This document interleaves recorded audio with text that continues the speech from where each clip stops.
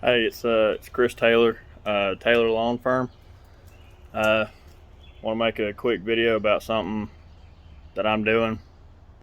Maybe it'll help somebody out, give somebody an idea. I don't know. So here we go.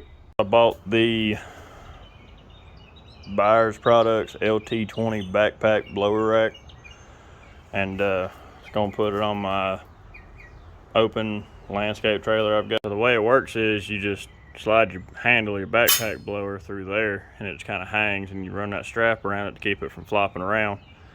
But I've heard a lot of horror stories and read a lot of bad reviews about all the jarring from being on the road can break your handle off sometimes because there's no support underneath the blower to hold it up.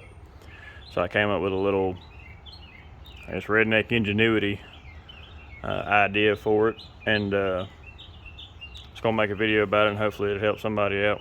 So all I got was a 16 gauge 1x1 piece of steel from Home Depot. I think it was like $15, and a medium to heavy duty shelf racks meant for like garage shelves. I think it has like a 200-pound working load on it.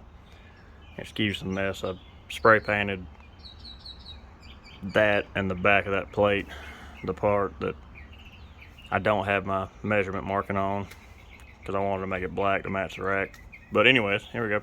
So basically what I'm gonna do is the pipe that the rack is made out of is a 1x1 square tube.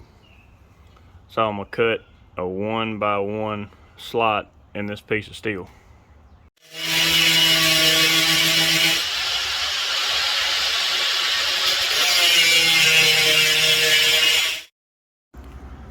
So I just got the sheet of steel, got my notch cut, and instead of cutting that piece all the way out, I just bent it back. That way it pushes against the pole. I guess an extra form of support, even though it's not really going to support anything, but that's besides the point. Just humor me on that. And then I got my shelf bracket here.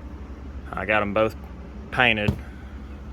I got the bottom of that one painted. It's drying, and I'm gonna flip it over and paint the top. But while we're waiting on that, we're gonna go ahead and make our measurements and mount this on the rack.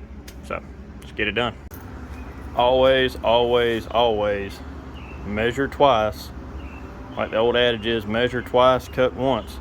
If you measure twice, you're less likely to mess it up and have to redo it and waste materials and time. But so what I'm gonna measure from is from the bottom of this handle to the bottom of the blower, because this is where it's gonna hang right here. That's where I want my plate to be. Maybe just an 1/8 of an inch lower than that. That way when this bounces, that plate will be there to catch it, so it's not just abusing the handle up here. All right, I got myself tapper fixed.